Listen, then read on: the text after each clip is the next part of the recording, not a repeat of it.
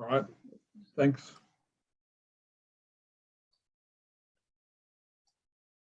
Sorry, I seem to have lost the big picture. It's grayed out now.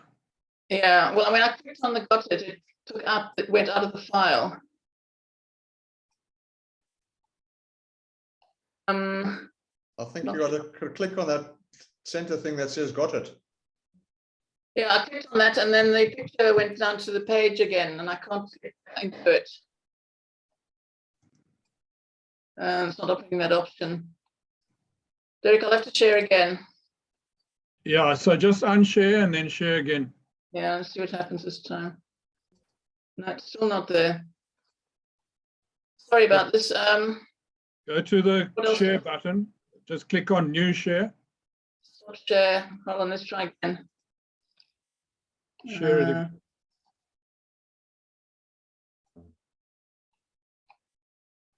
Go away. Okay, go to your menu now. Now it's not grayed out. Go to Yeah, I'm sorry. slideshow and No, start. it's still not. Hold on a moment. Have you Something not- always right. Are you seeing it? Yes, now we can see it.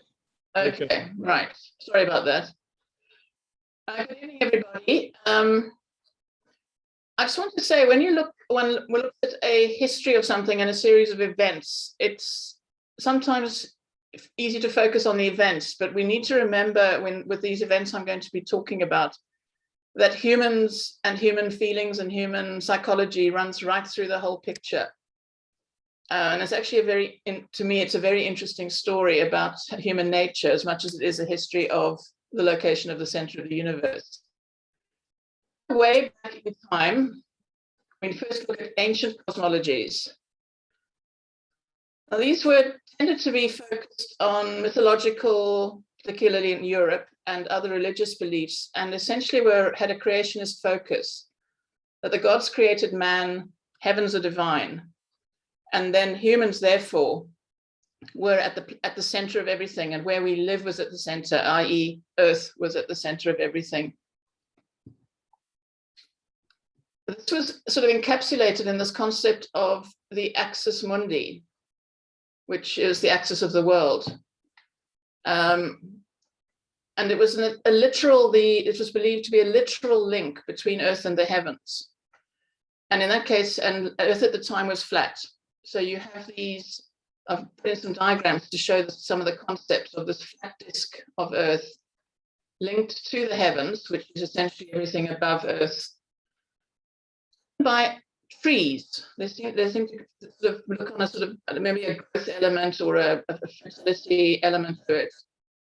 And the was often based or associated with a raised piece of ground, relevant to a belief system. So, for example, in Judaism, Mount Sinai, and Temple Mount for Islam, and Calvary for Christianity.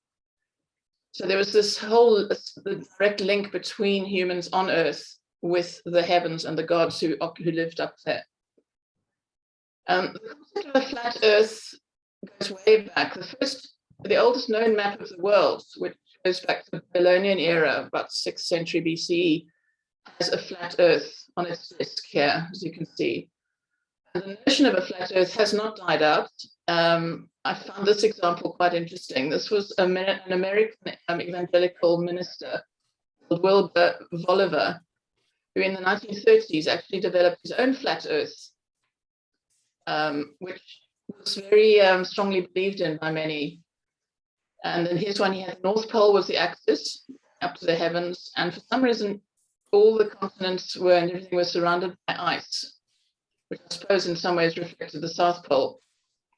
But the notion of flat Earth is long-standing. In classical Greece, the notion of the axis mundi tended to be linked with this omphalos, which was the navel of the Earth. And it was found in various Greek sites, but particularly in Delphi, here, where the oracle was perceived as the medium, an intermediary between the humans and Earth and the gods in the heavens. And in fact, is an actual physical navel, or omphalos. which was used as part of the sort of rituals involved there. And this notion was actually perpetuated into medieval Christianity, where they actually talked about the umbilicus mundi, which was the center of the world, which for Christianity was Jerusalem.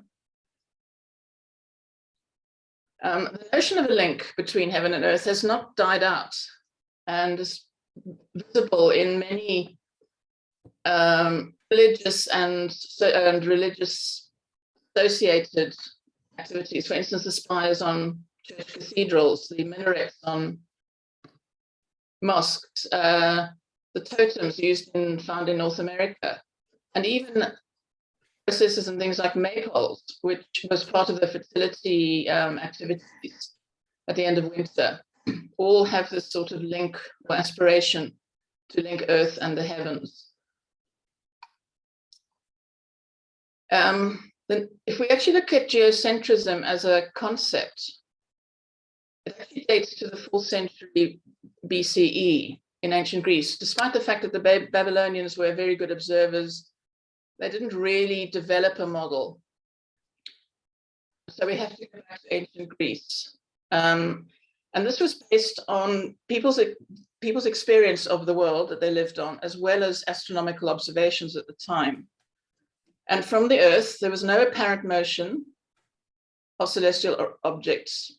Sorry, that the apparent motion of celestial objects, because from Earth, the stars and the planets move. And they believed this to be real. You couldn't feel Earth moving, thus Earth was stationary. And because it was stationary and everything moved around it, Earth was thus the center of the universe. And this was taken philosophically to an even greater extent, in the sense that heavenly bodies were perceived to have perfect symmetry. Their orbits were circular and circles of perfect shape. So heaven itself had a philosophical structure, which people actually believed was real. The first known model of a geocentric universe dates back to around 380, the 4th century BCE, to the Eudoxus. And he proposed this quite complicated system of 27 heavenly spheres. Now, if you think about it, at the time, there were 5 visible planets. There was the moon, the sun, and the so-called fixed stars. So there are only 8 objects, essentially. But he needed 27 heavenly spheres. So I'm not quite sure how or why how they worked. And that these spheres rotated at different speeds, and they carried the objects like the sun, the moon, the planets, and the fixed stars. So the circular pattern was emerging. And over time, other astronomers or philosophers modified and developed the Eudoxus model. For example, Copernicus added even more spheres. And then we get to our first sort of major personality that we'll be looking at, and that is Aristotle. Now, he has a mixed record in terms of looking at what the universe looked like. First of all, unlike the previous people, he actually realized with observations that in fact the Earth is not a disk, but it's spherical. So he changed that one element. And this was based on observations of a shadow cast by a lunar eclipse, a bit like what was visible this morning. On the other hand, his general philosophy was not informed by reality. It was informed by the belief system which had come up from ancient times and which the Greeks then consolidated. So he had this Aristotelian philosophy. Everything in the universe had its natural place, that the Earth, things changed on Earth. You couldn't deny that, but everything else that surrounded it was eternal, perfect, incorruptible. It was fixed and wonderful. And obviously was the place where all the gods lived. He refined the model even further at finding 49 spheres. And his thinking in the philosophy, the spheres were not just a theoretical thing, they were actual crystalline structures composed of a perfect incorruptible substance called the ether. And they moved at different uniform speeds in a circular way. And that the movement of the spheres was controlled by the gods who were therefore up in the outer heavens, i.e. the fixed star area. And he explained visible things like the dark areas on the moon by contact between the sphere for the Earth and the sphere for the moon. So they're beginning to putting the philosophy together with observations and finding answers. In parallel with his philosophy in relating to astronomy, if you like, he had this, there was Aristotelian physics, and he had, this was that the universe was composed of 5 elements. So you have earth, water, fire, air, and the ether. And earth was heavy, therefore at the center of the universe and the center of earth. Lighter water and air, or lighter water was above the earth, and the even lighter fire and air were above the water. So that explained the existence of earth, the oceans, etc. And then the ether was the lightest and was found in the heavens.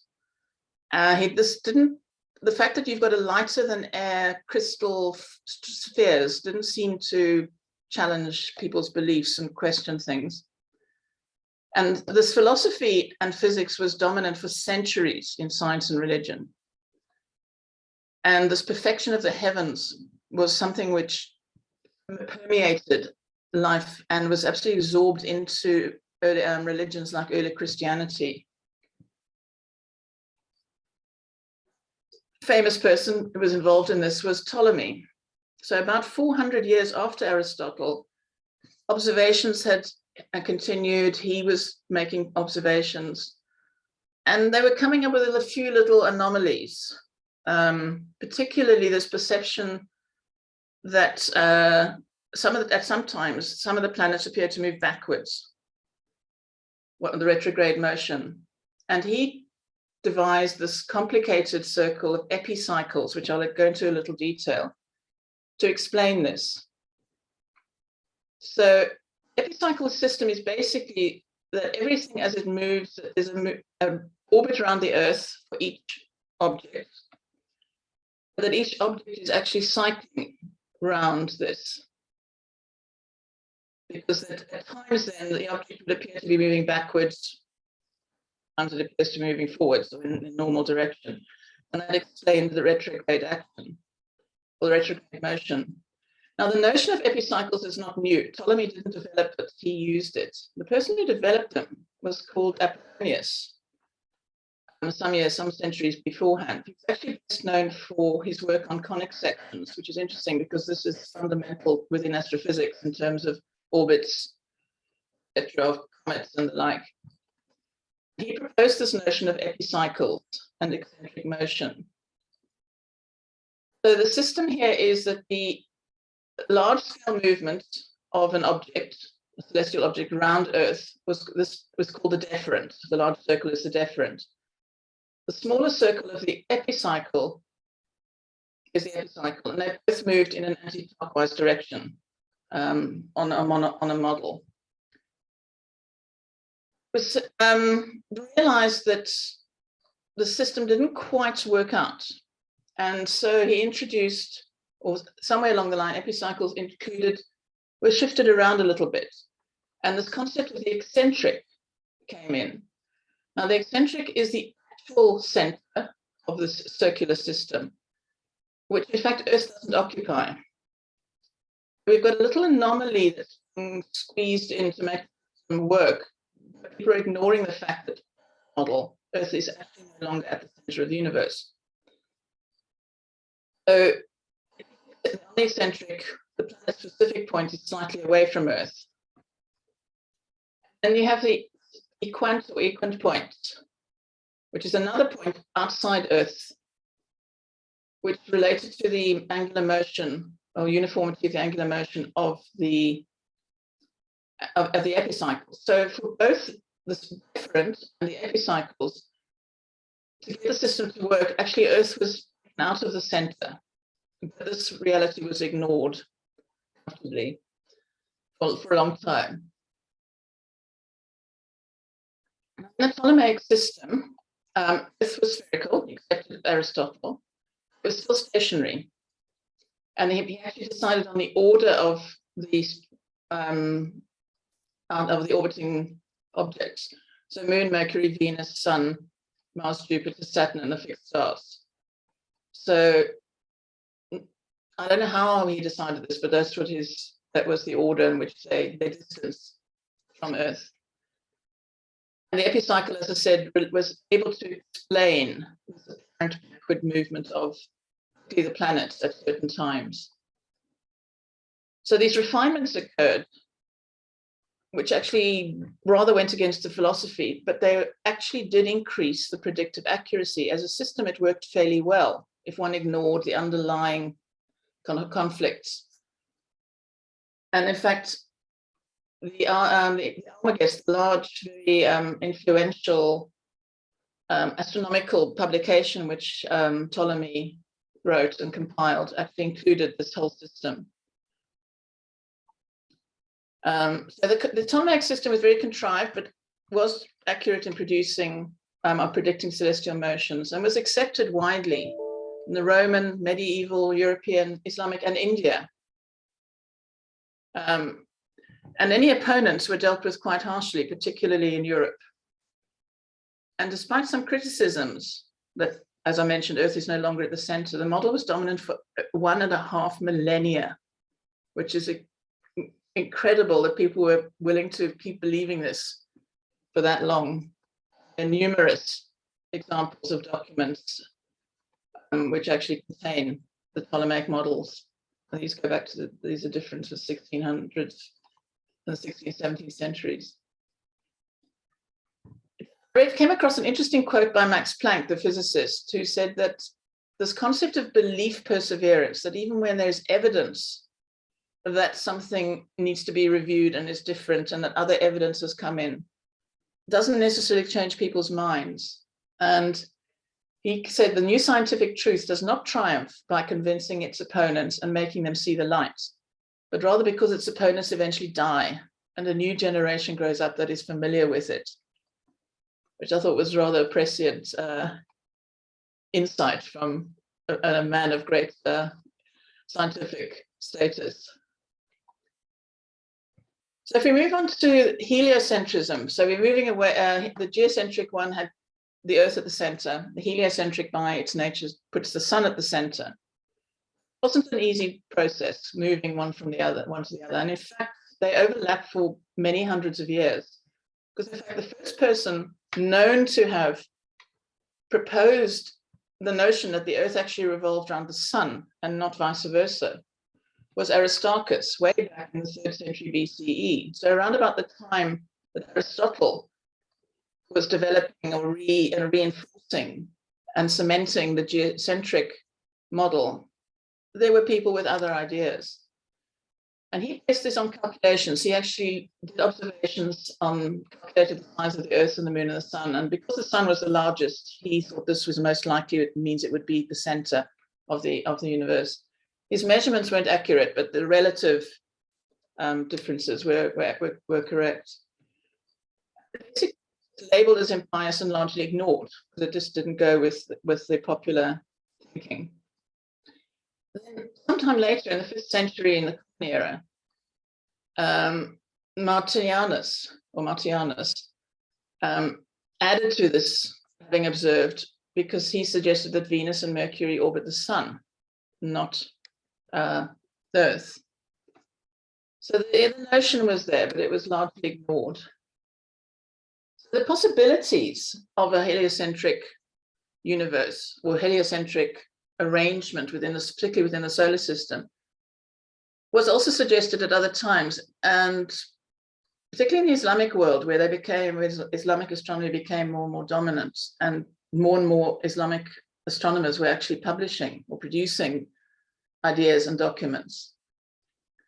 And so the writings and the thinking and the sort of chipping around the edge of geocentrism sort of increased from about the 10th century.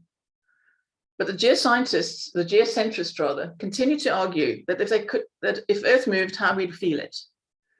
They said the speed involved would create a permanently strong wind as we whipped through the atmosphere. And then they said if you throw a stone up and the Earth is moving, it would drop behind its original position.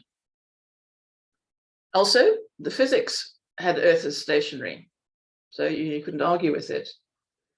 And they also argued that if Earth orbited the sun, the apparent position of the fixed stars would change, which they hadn't observed. So the person who's credited with the developing or bringing the heliocentric model into sort of common use and common awareness was Copernicus. But even he had a foot in both camps. He's a German Polish churchman and polyglot. So he had this issue that he was actually a member of the Catholic Church, and he had to tread very carefully because this was clearly not going to be agreed by the church, which rather liked Earth as the center, with all the control coming from outside. But he questioned the logic of the geocentric premises. And he actually looked at documentation. He was informed by Aristarchus's work and others. And in 1510, so we're looking at the early 16th century, he began sharing his ideas with others. And he did observations which supported his theory. But he was very canny and realized that a challenging church doctrine, as a church, particularly as a churchman, could do him a lot of disservice. So he actually only published his thinking the year he died. I think he knew he was dying. I think he was unwell and sort of thought he was probably not going to last. And the publication for some time. There's about a 30 year gap here between his theory and actually publishing it. So he knew he was going to be rocking the boat. Now, the interesting thing with, we tend to think about Copernicus as putting the sun in the center, which he did. So he's got celestial bodies do not rotate around one point around the Earth, that Earth is not the center of the universe. But he was still accepted the concept of spheres. So he talked about all spheres rotate around the sun, which was now the center of the universe.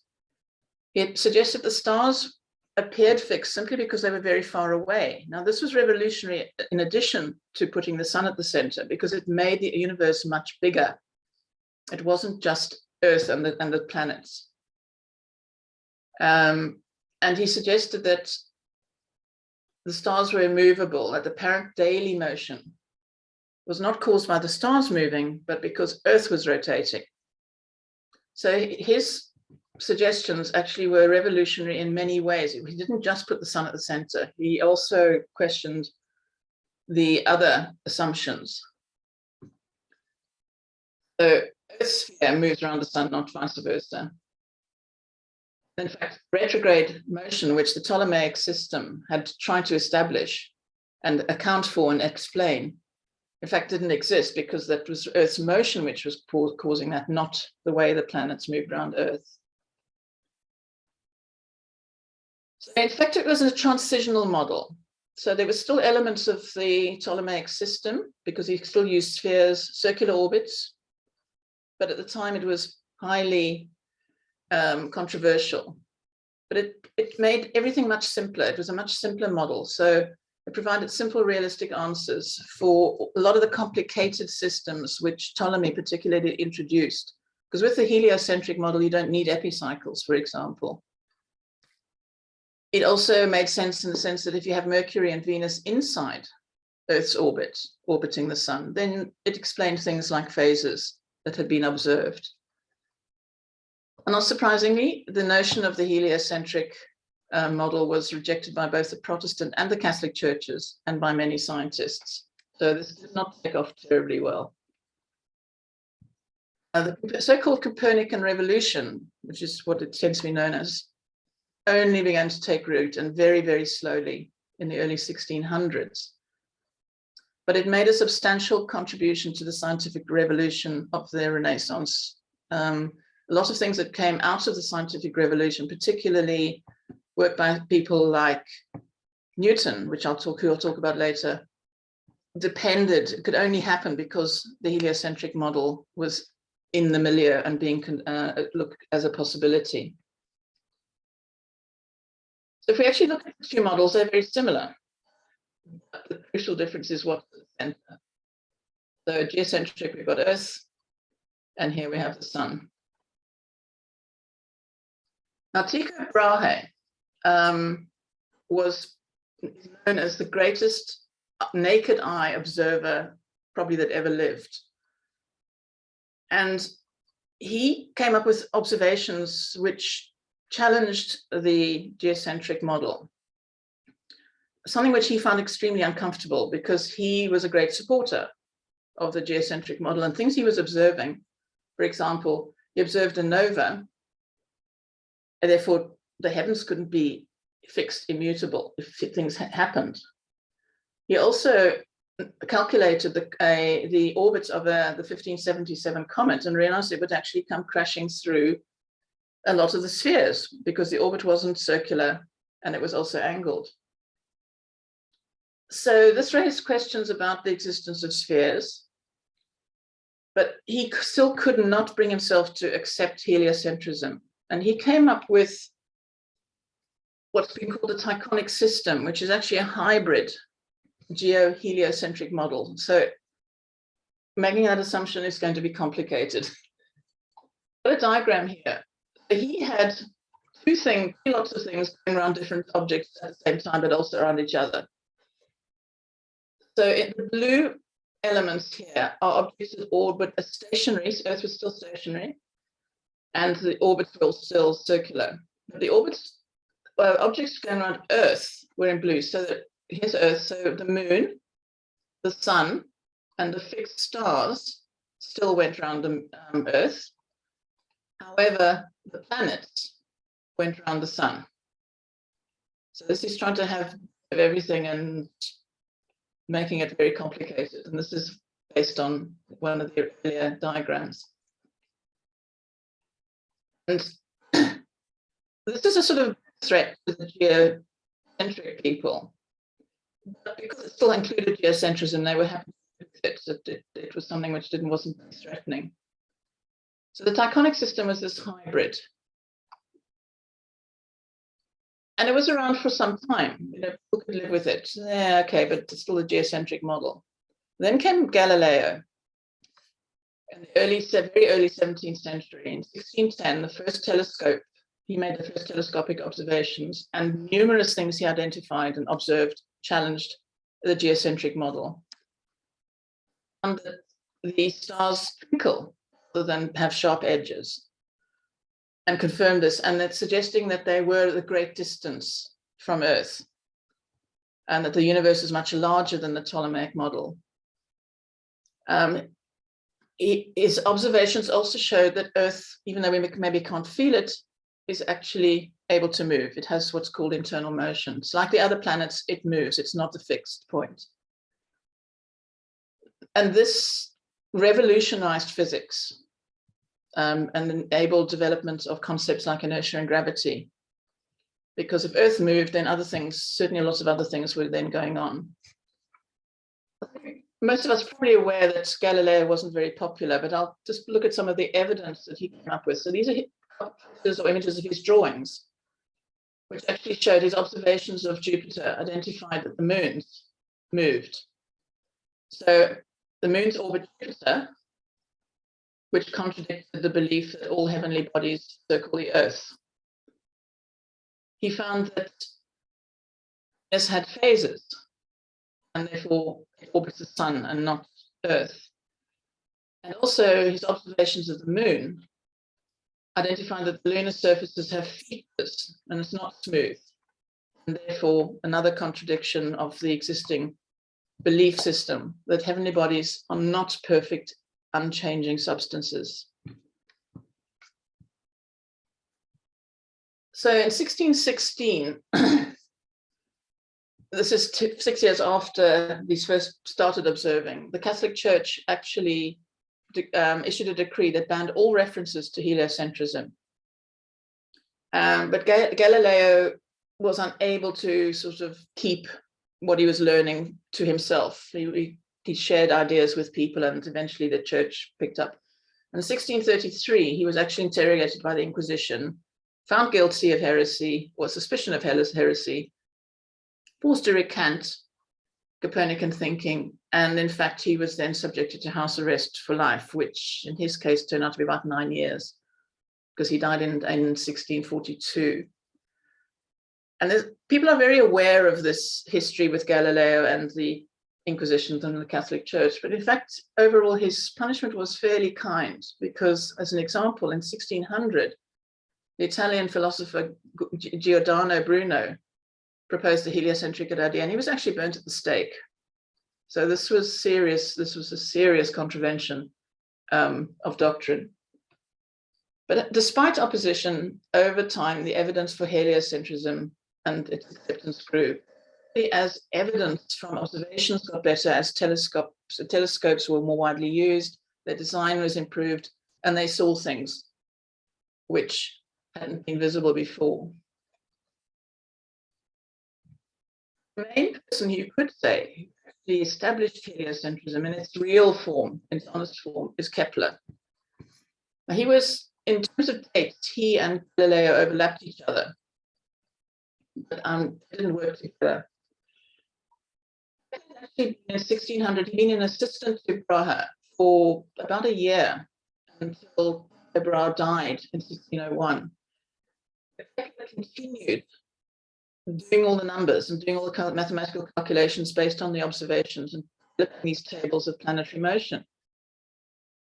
And he started studying the orbits more closely, and he was unable to reconcile the calculations, his calculations, with the geocentric model. And in 1609, so quite soon afterwards, he published evidence that Mars has an elliptical orbit. It was a huge change. This was another nail in the coffin on Aristotle and Ptolemy, and became his first law. In the same year and in years later, his other two laws were published. So I'm not going to go into the details on them, but this change from circular orbits to an elliptical orbit was revolutionary in itself, because it really was the other element that supported what Copernicus had identified. Interestingly, his correct laws were based on an incorrect idea that the sun's magnetism controlled the planet. So we're very fortunate he came up with the right results, even if the premise was incorrect. And in the 1600s, early 1600s, he actually developed a heliocentric model with all elliptical orbits, and it all made sense. It all sort of slotted into place. And in 1629, the Catholic Church and Kepler's book, that Kepler was actually a Protestant, but this was a sort of a huge additional threat to the power of the church and its doctrine.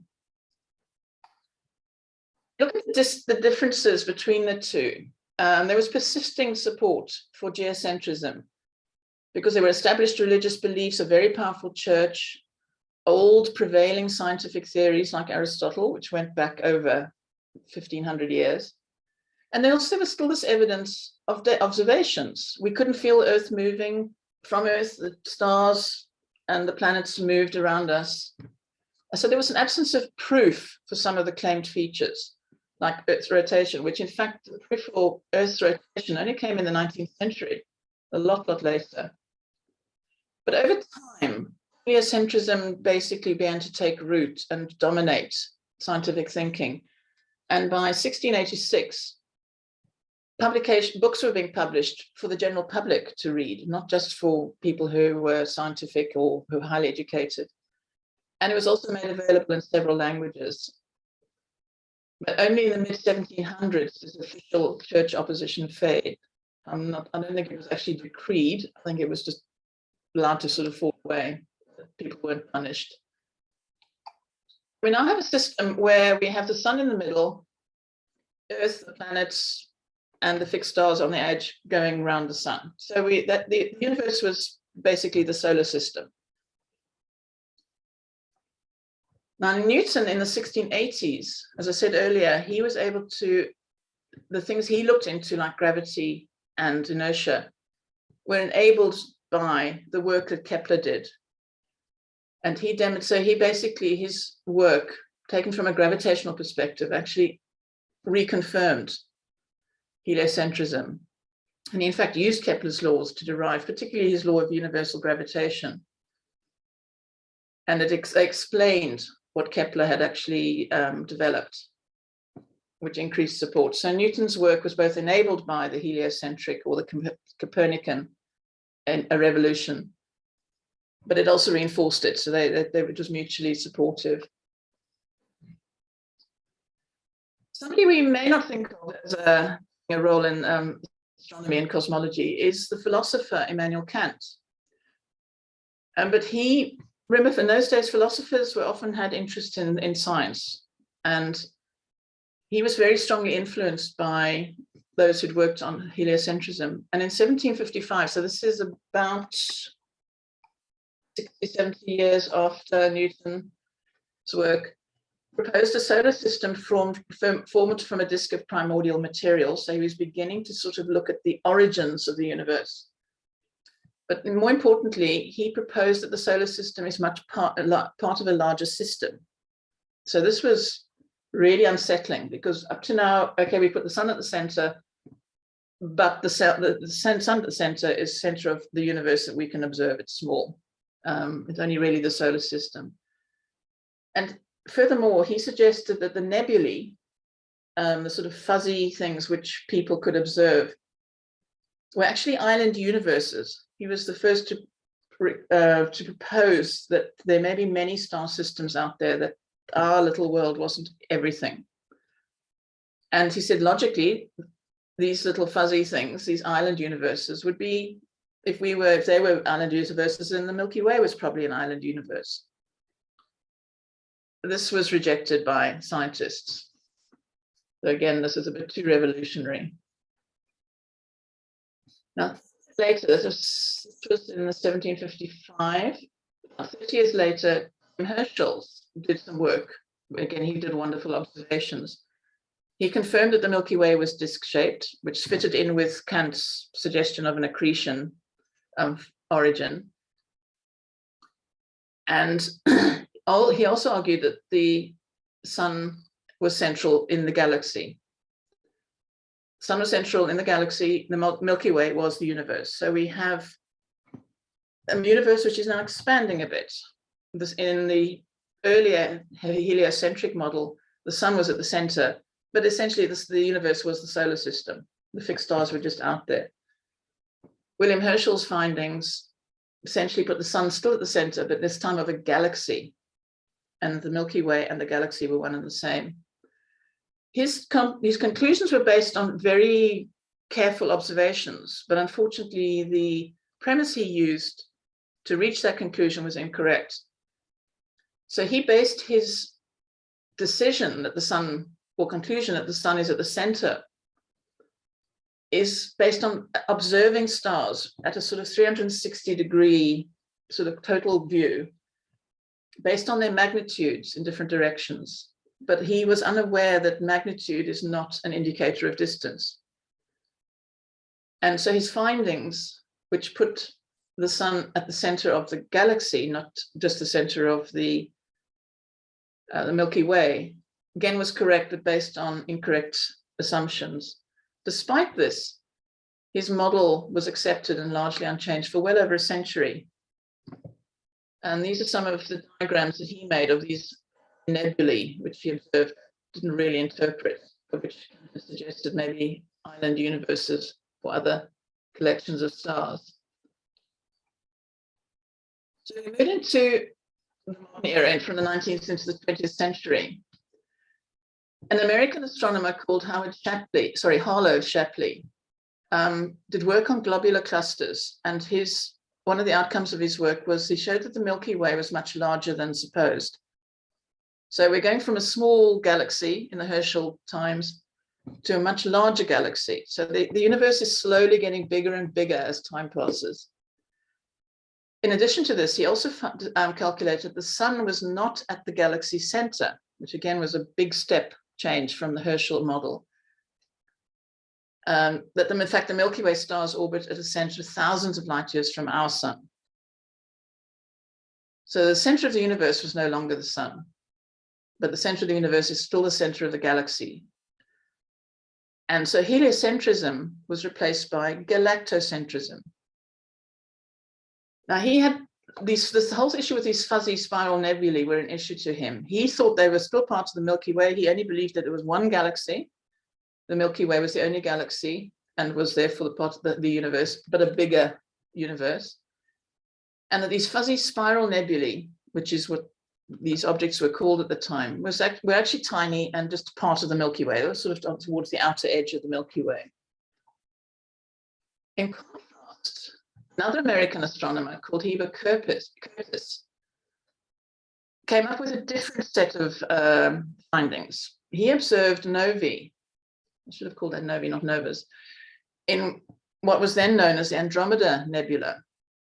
And he noted that they were fainter than the ones in the Milky Way. And he concluded, therefore, that the Andromeda Nebula was very distant and a separate galaxy, very large, very distant. And that he agreed with Kant that all spiral nebulae are separate galaxies. So now the universe is getting even bigger. But a lot of people were very unhappy with this. He basically, his findings were that Milky Way is just one of many galaxies in a massive universe. The center of the universe has moved way away from where we were before. There was so much contradiction in these two men's finding that they were actually invited to do what has become known as the Great Debate in 1920. It wasn't known as it then, but it's become known as the Great Debate. And the topic of the debate was the single galaxy universe, which Shapley supported, versus a universe of many galaxies, which Curtis supported. The debate was held, I don't remember the date now, but it was held in the Great Hall at the Smithsonian Museum of Natural History in Washington. The format was interesting because each man presented a 40-minute technical paper during the day. And then later on, there was discussion. But in fact, neither of them actually came up with arguments against the other person's conclusions. That actually came a year later. It was a strange debate. Shapley's side, basically repeating what findings had been. He presented evidence of a large Milky Way, the sun far from the center. The distant nebulae were small and were located on the outer edge, not separate groups of stars. And he said there was no observational evidence for the massive distances if Andromeda was a separate galaxy. Curtis presented evidence of the novae in Andromeda, and also argued that the concentration of the novae in just one part of the Milky Way was illogical, and that logically the nebula are separate in a large distant galaxy. And again, as I said earlier, he used Kant's extragalactic island universes. In 1921, Shapley and Curtis published their arguments in a reputable scientific journal. And this was the first time they actually came up with counter arguments to their opponents' positions. As I said, these were not raised during the debate. Essentially, the outcome of the debate was that there was no winner. It was inconclusive because each man was correct up to a point. And later further research by others identified that Shapley was correct in assuming the Milky Way was much larger, while Curtis still believed in a small one. And Curtis was correct about the Andromeda Nebula being a galaxy, and that there were many other galaxies, which Shapley still didn't believe in. So he was still a galactocentrist. In the same decade, 1925, Edwin Hubble comes to the fore in the story. His observations of Cepheid variable findings confirmed that Andromeda is a distant galaxy. So he actually confirmed Curtis's theory.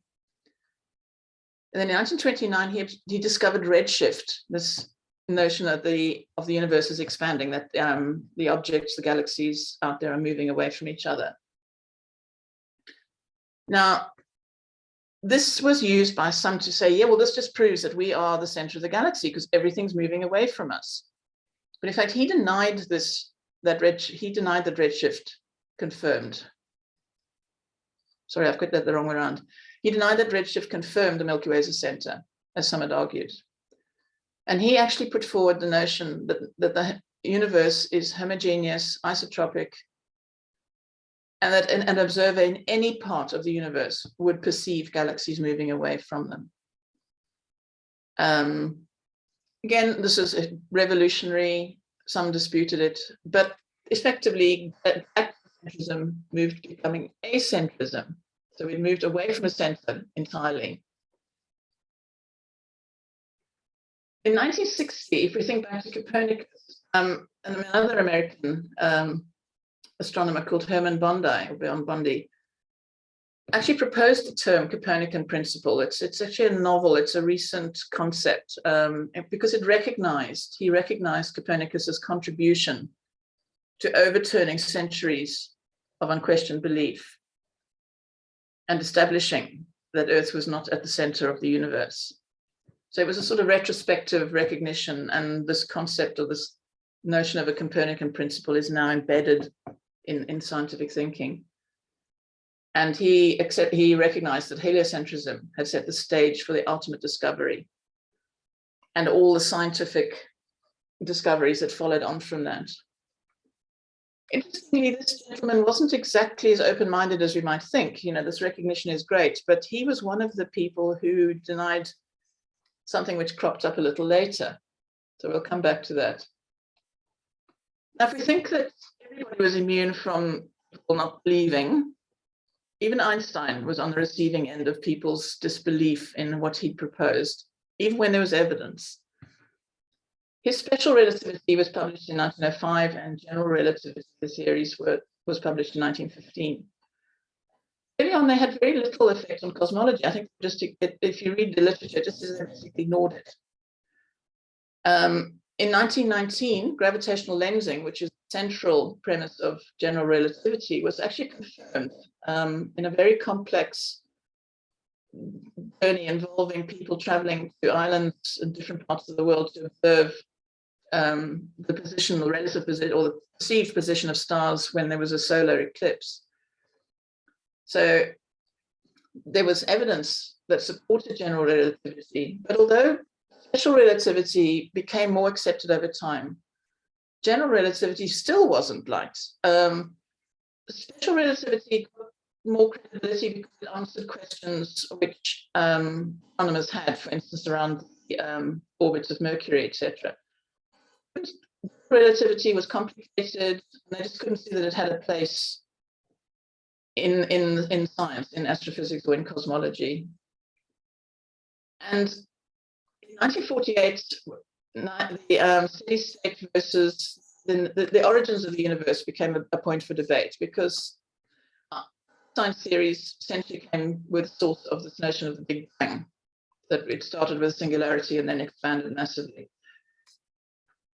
Proponents of this notion supported what was called the steady state theory, that the universe had always been there, it's always the same, and that where things, that doesn't change, there was no origin, just always been there, it's always occupied space, there was no Big Bang, there was no growth, there's no expansion.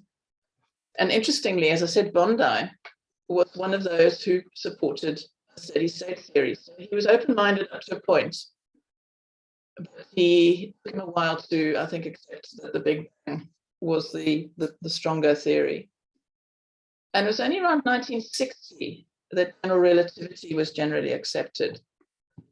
So if we're feeling sort of sanctimonious looking back at history and how slow people were to accept evidence, even when it went against established philosophy and beliefs, even within our, not necessarily our lifetimes, but within the last century of, and including within our lives, some people's lifetimes, this is still a persisting human characteristic, is this reluctance to accept revolutionary ideas because it upsets people's ways of thinking.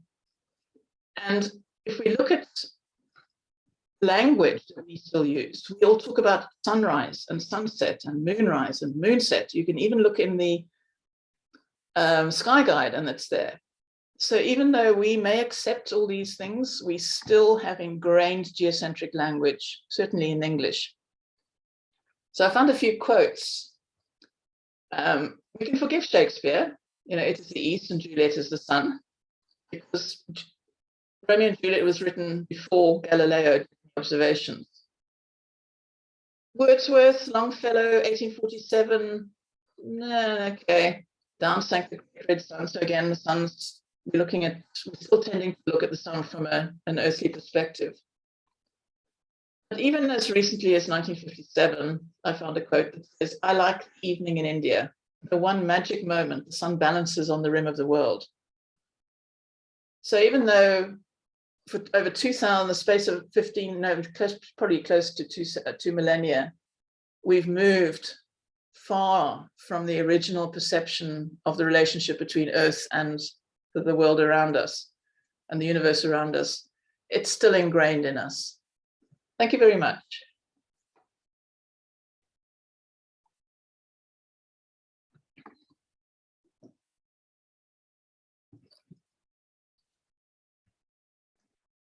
So just had to remember to unmute my mic.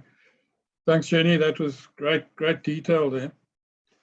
I think a lot of us know the sort of broad strokes of many of this sort of evolution of the scientific thinking, but I don't think we all realize how far back some of the revolutionary ideas actually began.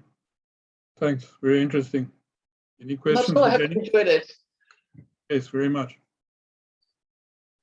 Any questions for Jenny? I've got one if nobody else has just now. Jenny, I just want to say thank you very much and congratulations. You've given many interesting and very good talks in the past. And tonight's talk was ranked with amongst the best, both in terms of interest and thoroughly researched, comprehensive story. Thank you very much. That was most interesting. You're very welcome, Pierre. I'm pleased you enjoyed it.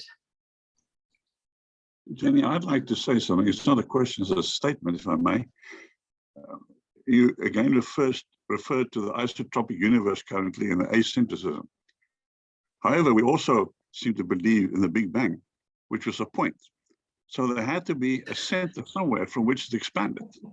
And yet we talk about asynthetism. How do these two gel? I'm not going to try and answer that one, Gert. Greater minds have not succeeded. But it's a very interesting point. Interesting parallel to look at, or interesting juxtaposition to look at. I don't know if anyone else has got any thoughts on that. I wonder whether James Webb going up, whether there's all the possibility of something that's not isotopic being discovered that may not be, not isotopic, maybe indicate some center. Yeah, well, anything's possible. I mean, every time these discoveries are made of anything, even looking at Pluto and things are not what the scientists expect. So we make assumptions, and then the evidence comes in, and it's not what you think. Things are much more complicated. So yeah, James Webb, if once it gets up and running, is going to be looking at the world or the universe in a very different way, and it's quite possible that it could come up with something which challenges in terms of evidence, the standard model, even though there are a lot of people who question it at a sort of theoretical level. But yeah, that's an interesting comparison. Clark, this is not an attempted answer to your question, but just an observation relevant to it. I think one should distinguish between pre and post-inflation eras. And I think the Big Bang belongs to the former, and the isotropic and homogeneous universe belongs to the latter. So it's quite true that James Webb probably will come up with revolutionary insights. But I have my doubts whether it's going to include reversing these two concepts.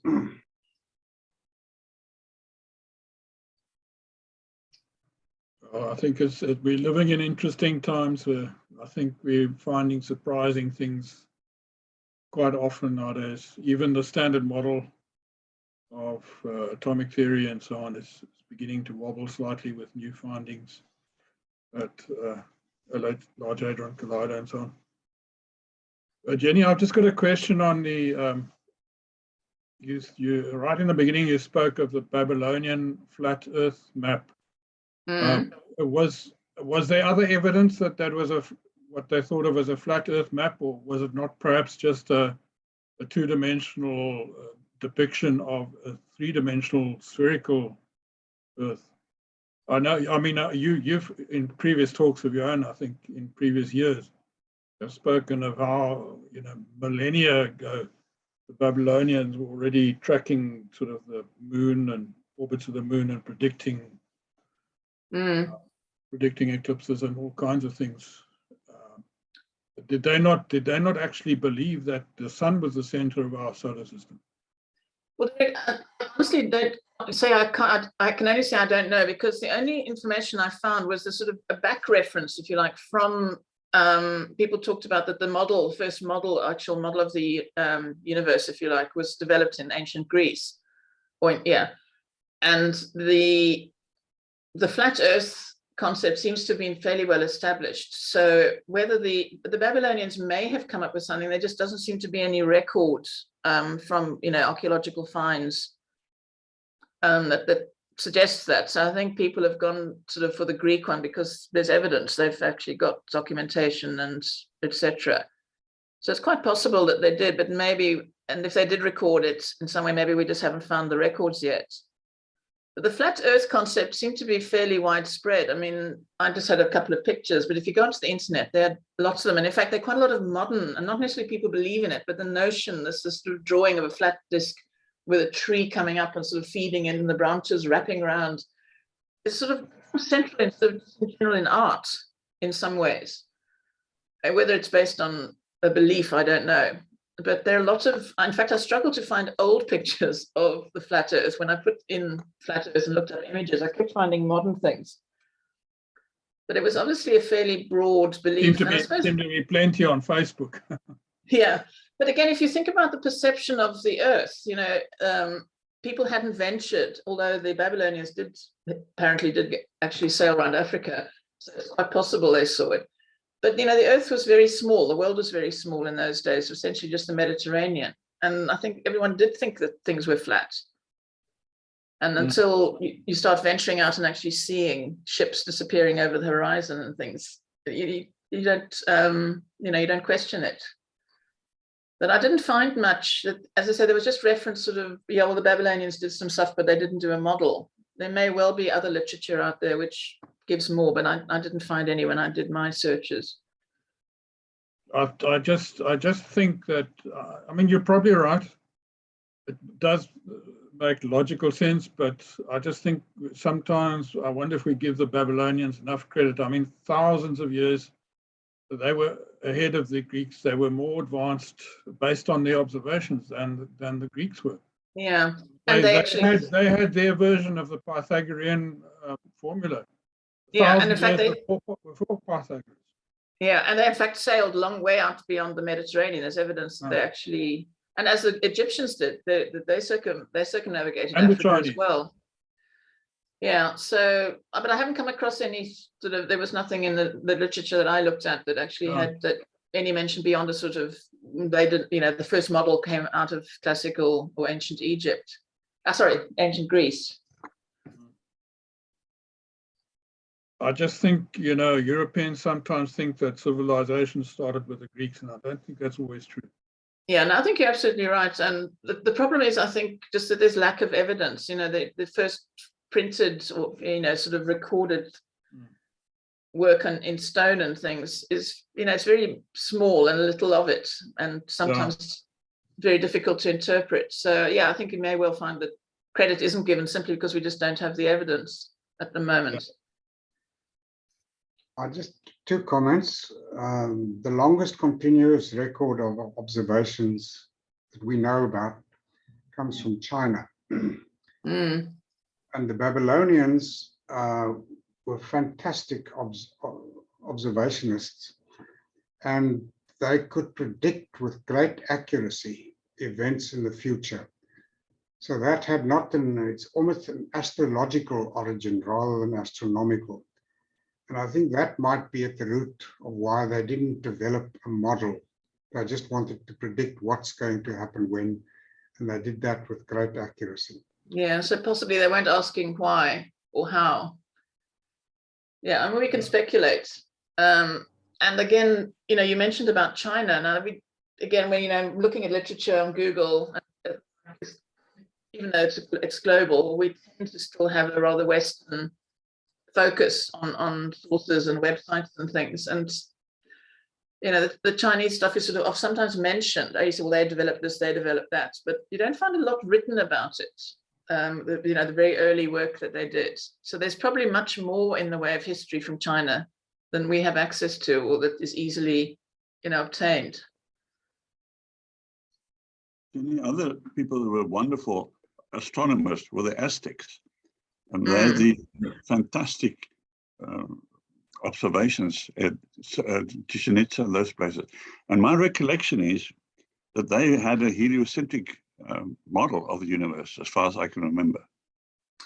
Yeah, I must admit, I didn't look at that. I had to keep this thing relatively tight because the other ones are the Indians, because I mentioned a couple of times that India accepted this, and I don't think we give enough credit to what India has contributed to astronomy historically. But it would have been too big. I couldn't have fitted all that in an hour. We'd have been here for at least 2 hours. About the history of the past 4,000 years of scientific history of man, sort of thing. So it's a bit much to fit in 40 minutes. Yeah, but I think we've got there hundreds of examples of where people have rejected ideas. For example, the whole concept of continental drift and tectonics was proposed in the 1920s and only was resurrected in the sort of 1970s. Yeah. So the long history, medicine was a bit like Aristotle thing. It hung around for ages, one person's idea of medicine, and most of which was horrible and out of date, and people stuck with it for centuries. But I think this story of the sort of origin of where the center of the universe was is probably one of the longest that, on record within human history that we have a record of in terms of how much resistance to change there was. Well, what about the Earth that was created in 7 days? That's still... Yeah, well, I'm not even going that way with it. We're not going to look at religion. But in terms of sort of scientific, there are masses of examples of people who rejected suggestions in other areas of in other scientific disciplines that later were proved or had to be accepted or proved to be correct. And there's still people who put forward ideas that are poo-pooed and then later on, they've maybe changed. But I think this story is one of the longest in terms of the amount of time it's taken. But it relied on scientific developments. A lot of the stuff we can be critical now, but you've got to think about the world these people lived in at the time and that they were working with the information they had then. But it's also interesting how long, even when other evidence did come up, how long a lot of these beliefs and philosophies perpetuated before, the new stuff was accepted. Yeah, one day they're going to discover that time doesn't exist. We'll give you the credit, Derek. Yeah. Jenny, just a quick comment. Thank you very much for a most entertaining and informative talk. There was no mention of, you talked about the geocentric model in the Greek times, and I think that Antikythera device was, from an engineering point of view, a fabulously interesting piece of equipment filled with epicyclic gears to predict fairly accurately the position of planets in relation to the then geocentric thinking. They're still doing much work on that Antikythera device, aren't they? To see how they're finding new things all the time. Yeah. Yeah. So as I said, it was actually quite accurate, but it was very contrived, and it actually quietly ignored some of the central premises of the prevailing philosophy at the time of, for instance, Earth being at the center. It only worked when you actually took Earth out of the center. But I think some of the technology that was used to actually develop these machines, to actually develop the engineering side is absolutely staggering when you look at how long ago it was done. It wasn't just on paper. Some of these things were actually built and used. But that's another subject entirely. Thank you. Any more questions for Jenny?